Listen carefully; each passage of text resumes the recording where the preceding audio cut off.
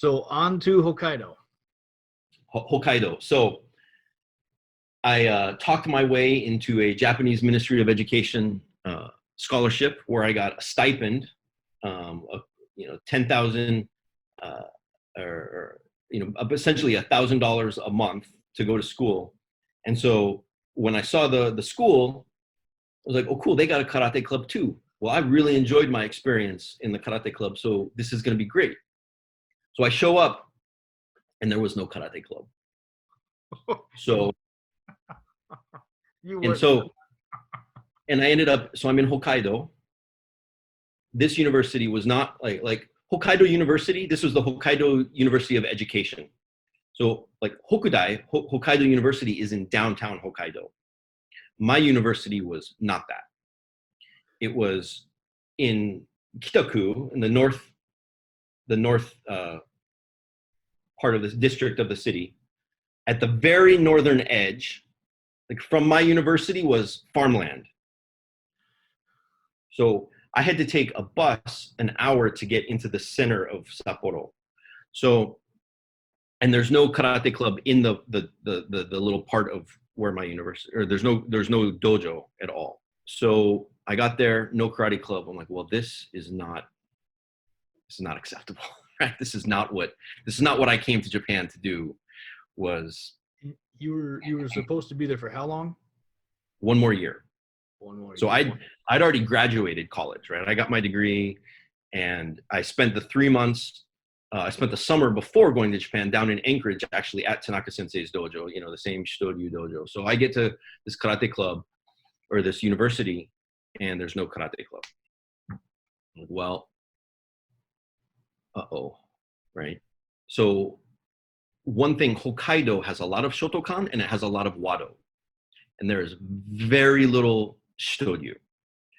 So I literally got a phone book out, and I'm looking through karate in the phone book, trying to find a Shitoryu dojo.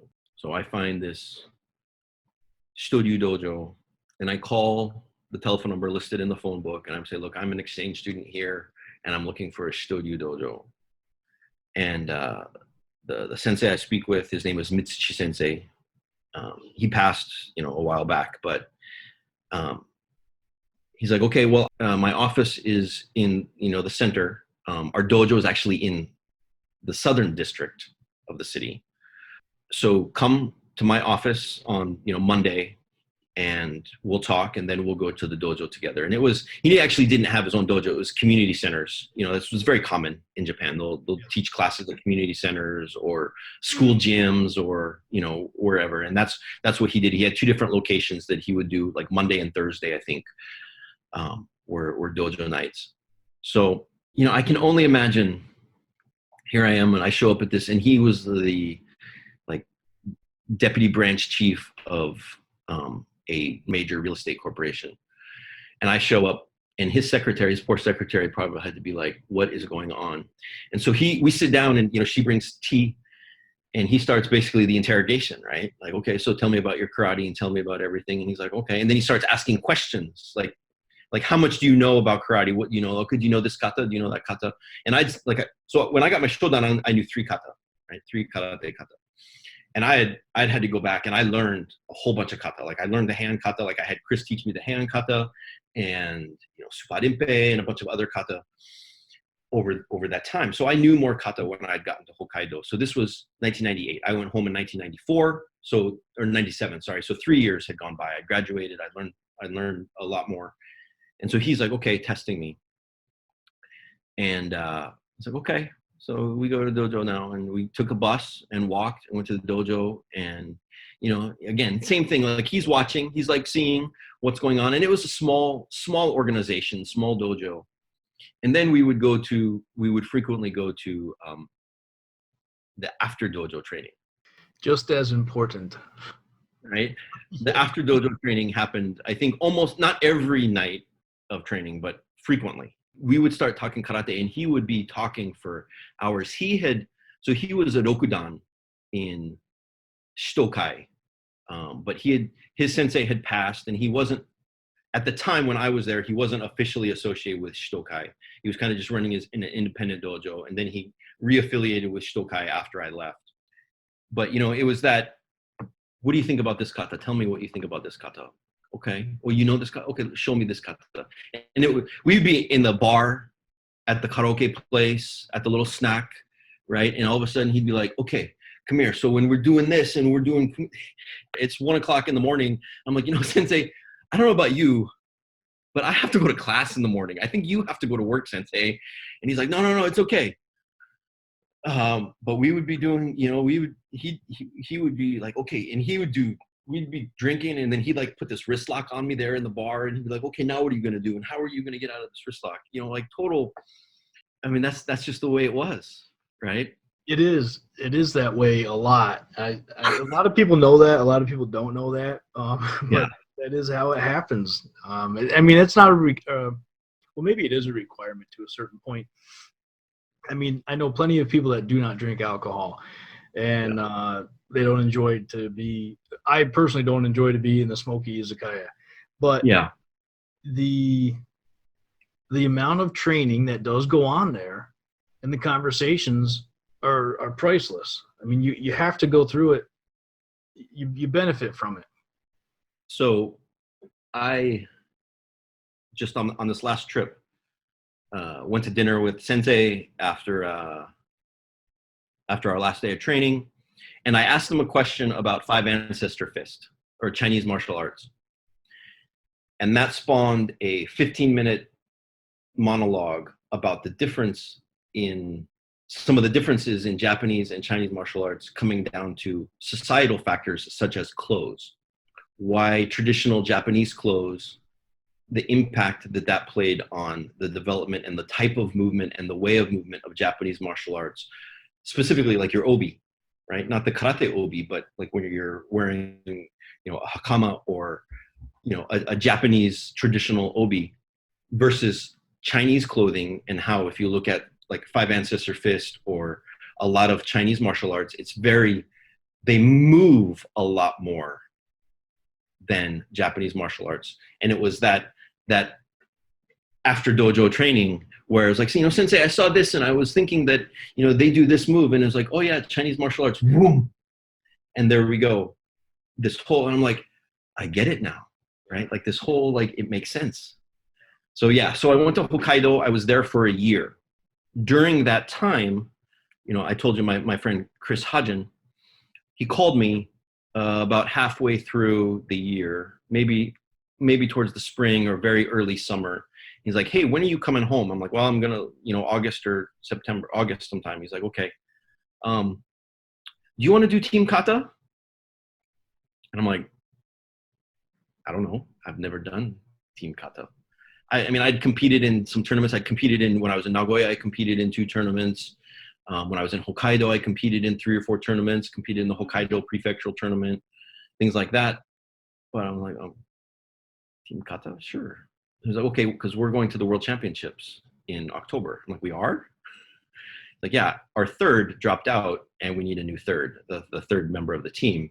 So I need you to start practicing like these 3 kata. I was like, oh, okay. So yeah, so that was my introduction to international competition. This was WKF, U.S. national team. They had gone, and over the summer they had won nationals.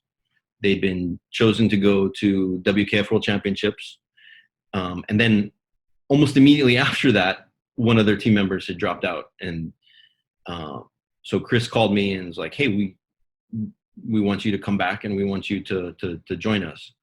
So when I left Hokkaido, I went back and I actually lived at Chris's house for 2 or 3 months, and we trained a lot. All day, we trained a lot. Where was the tournament being held? So the tournament was in Rio de Janeiro. It was the 14th WKF World Championships, and we went, and I had it's one of those things, you don't know what you don't know, right? So, I mean, we trained a lot. We were training just what you'd imagine, 3, 4, 5 hours every day. My wife, my girlfriend at the time, she's like, I never saw you like for months, like for weeks at a time. Like Sunday, I would see you for a couple hours. So we went to Rio, and we got, back then it was points, right? It wasn't flags like now. It was points, which it's gone back to kata competition. It's gone back to points, but it was points. And we had a tie we went through the first round. We did the second round, and it was a 3-way tie for 8th place, the last spot in the final round. And we were like 1/10 or 2/10 of a point shy of getting into the finals. So we ended up getting 9th at the World Championships there.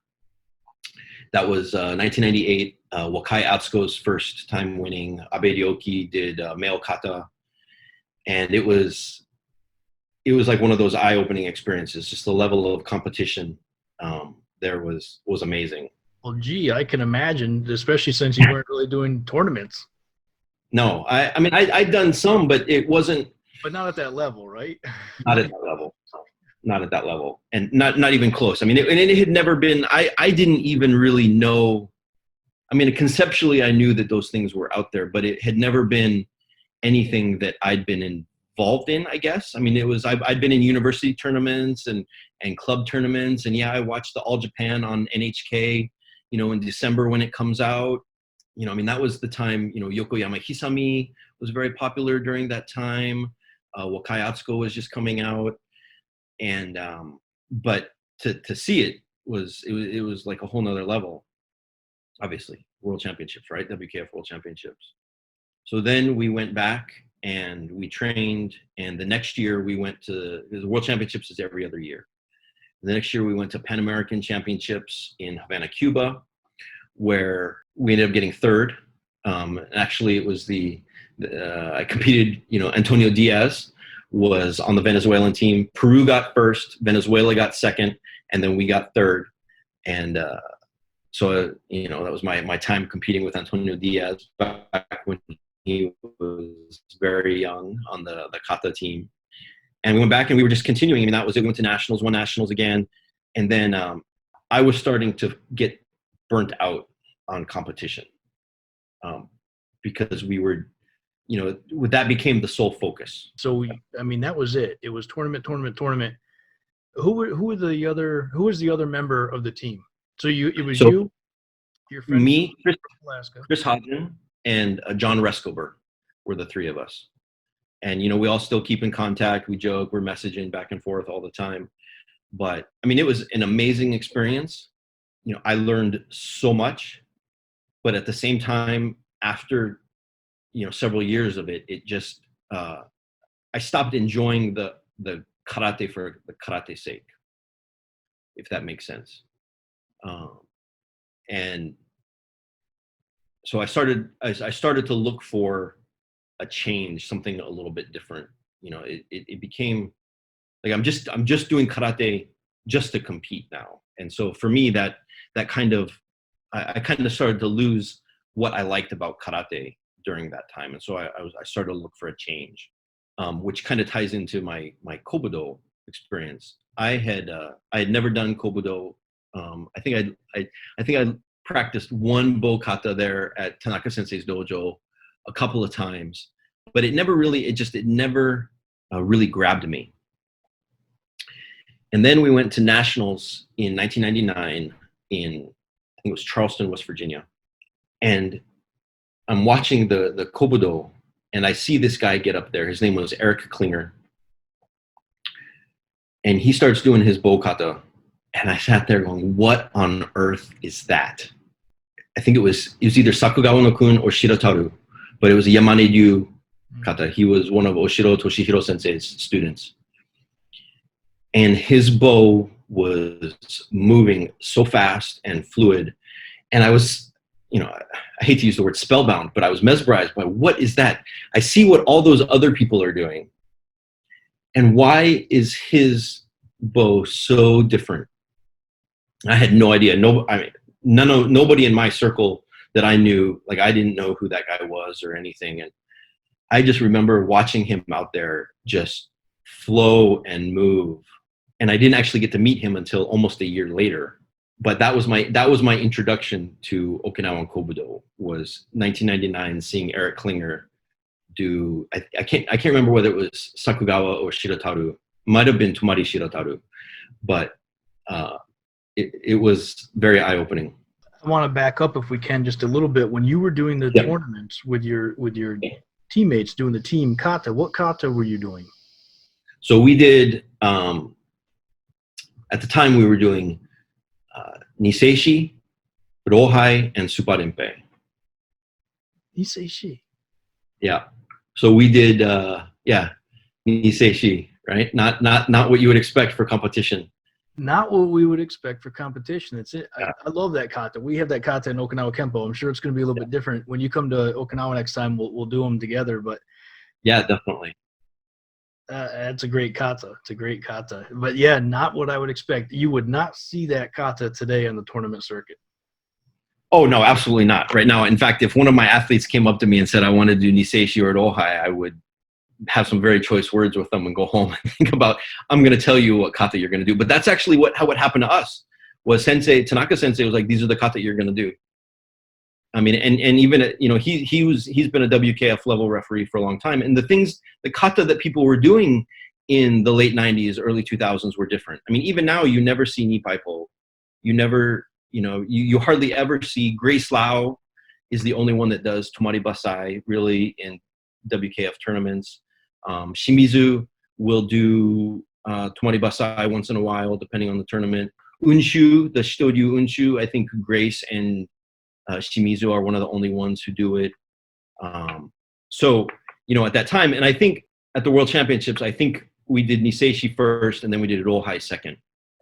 And I think if we did Nipai Po, for example, in the second round, it may have helped. Rohai is a pretty short kata, so kata selection may have had a choice. But were your competitors doing the similar kata? So all our competitors, there was a lot of Shotokan, right? Back then, there was a lot more. You use more Shotokan then, but yeah, no, not very. It was all Goju Shiho Dai, Goju Shiho Sho, Unsu, things like that for the Shotokan athletes. The Goju athletes were doing Kururumpa, like Seipai first round, things like that. Kururumpa, Suparinpei. So yeah, the kata selection in tournaments today, which I'm sure we'll get to competition today here soon, is very different. Very different. Yeah, it sure is. I mean, I wasn't compete. I don't compete now. I wasn't competing then. We do like one tournament a year in our dojo, and Yeah. I've done a few here on the island. But well, if it's not Ryu now, it's nothing, I guess, right? Kind of. Yeah, they are popular in competition. Yeah, they've earned that right. But so you had that moment of seeing someone operate a weapon, move a bow, yeah, which was mesmerizing because you hadn't seen it or hadn't seen it to that level before. But never. Did you jump on that at that time, or was there a period of time? What happened when you got to the point where you're like, okay, I'm kind of done competing? And also, when you made that decision personally that you wanted to step away from tournaments, did the other two gentlemen also make the same decision at the same time, or was it just kind of one at a time started peeling off?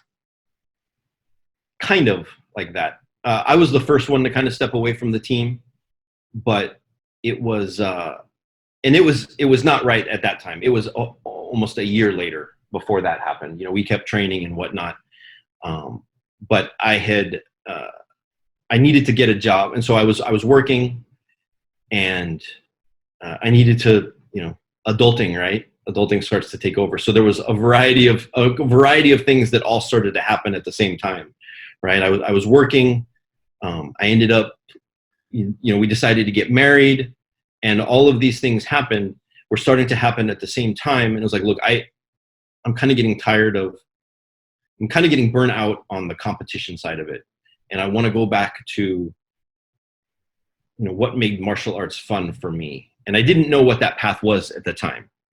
But interestingly enough, because you mentioned UAU, so in late summer of 2000, Sakamoto Sensei and the female kata team, Japan kata team at the time, Tomishiro Azusa and a couple of the other girls. So there's a UAU dojo in San Diego with Arashiro Sensei. And they were hosting, Sakamoto Sensei came for a seminar, and they had a local tournament, like a small tournament that they sponsored. And so I flew from Alaska to San Diego to go to this seminar with Sakamoto Sensei. And Eric was there again and he did his Yamane Ryu Bokata. He drove down from the Bay Area, California, the San Francisco Bay Area, and to this tournament. And that's when I was able to talk to him and meet him. Like, hey man, what is that you do? What are you doing with the bow? And he's like, oh, it's called Yamane Ryu. And I had no idea what Yamane Ryu was. I didn't know what any of it was. I'm like, well, where are you from? Are you from here in San Diego? He's like, no, I live in the Bay Area, and my teacher's Oshiro Toshihiro Sensei. And I'm like, okay. I'm like, cool. I really like that. And so I went back after that seminar. I went back. We ended up getting married, and it was like, you know what? We're moving to California. Because my wife, because we're adulting, and Michael has to chase his passion. I understand. So my wife, not my now brand new wife, was like, we're what? I'm like, yeah, let's move to California. What are we going to do in California? I'm going to go to Oshiro Sensei's. I'm going to learn to swing a bow. And she, what okay. Year is this? This was early 2001 when we finally moved. So, we moved down, and I basically just, I'd kept contact. I'd emailed with Eric, and I basically just showed up at the dojo one day. I mean, if I remember correctly, he told Sensei I was coming, but I basically just showed up and was like, Sensei, I want to learn bow. And he's like, okay, let's go. And I was speaking Japanese to him, and that definitely helped. That we could speak in Japanese. And, Sensei had been in California in the United States for, at that time it was probably still 30 years. I think he came in the late 80s, and this is close to 20 years or something like that already at that time. And, so he spoke English and whatnot, but the ability to speak Japanese with him was definitely an advantage. But he was like, okay, let's go. So I started learning Yamane Ryu and was living in California. And that was my start of my my kobudo experience and I didn't even go there for Sensei's karate. I was just like, okay, I just want to learn the bow. Like I saw what Eric did, and Eric was still there at the time, still training, and so I just started swinging the bow, and that became it. That was like everything I did for a long time, was just go to work, go to the dojo, swing the bow, and I was taking karate classes too, but and Oshiro Sensei, he's Shimaha Shorin Ryu, a kind of a subdivision of Matsubayashi Ryu. But for me at that time, it was all about the bow, all about swinging the bow. But you did start doing the karate also because you did you even have a choice, or was it you're in the dojo and today? Yeah. Okay. Yeah, I started doing karate also. It just when I went there, all I wanted. I started doing the karate also, but I didn't know Shorin Ryu. I didn't know. I didn't have any of that background knowledge. I was just like, okay, this karate is a little bit different. The kata are a little bit different. The movement's a little bit different, but okay. But that's when Sensei started talking about, you start talking about using your muscles more, using your body different. And he starts talking about things. And he even said that day, I have notes in my room over there, my notebook from 2001, where he talked about, what, original, he's like, if you want to look at original martial arts, it's kind of like what we've talked about, like original karate is just like Japanese traditional bujutsu. And I had no idea what he was talking about at the time, but he's talking about, no, don't turn. He's like, use your gammaku, right? Use your body here, lift your back muscles. Mm-hmm. What do you mean lift your back muscles? Like, what does that even mean?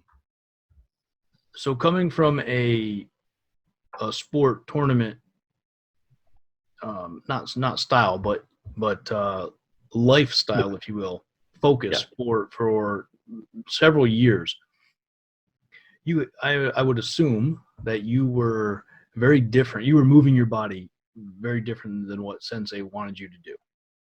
Did Oh you have yeah. a hard time transitioning? Did he look at you like, man, what are you doing? Here's where the interesting part is, because Sensei at that time was involved in the NKF, the USA National Karate Do Federation. He was the chairman of the kobudo board. So Sensei's focus has never been competition, but he understands it.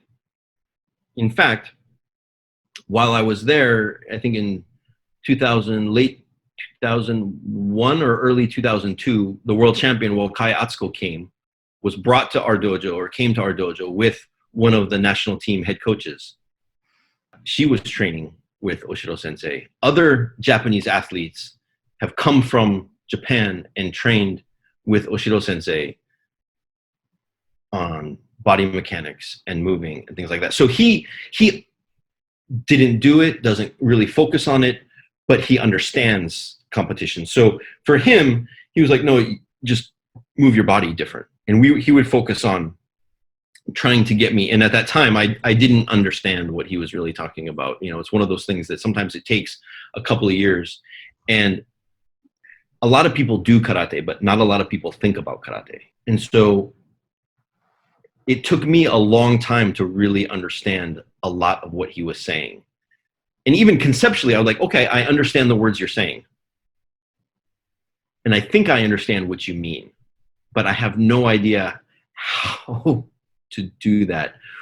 When you say change directions, or you say lift your back muscles. And so we would have like sort of like private lesson. He'd come over here, like put his hand on my back, and you see these muscles, do this, make them do this. I'm like, well, how do I do that? And we got to lift them, and you got to pull here. And, you know, and even now when he critiques me, like, oh yeah, you know, idioku ga nai, you don't have any power, but it's not the power like what we think of power. It's because it's power because you're not using your muscles correctly. You're not using your body correctly.